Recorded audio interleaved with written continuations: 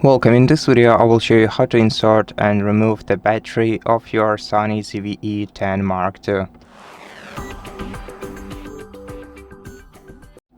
So before removing the battery, make sure that your camera is turned off, then turn it upside down and open the battery tray.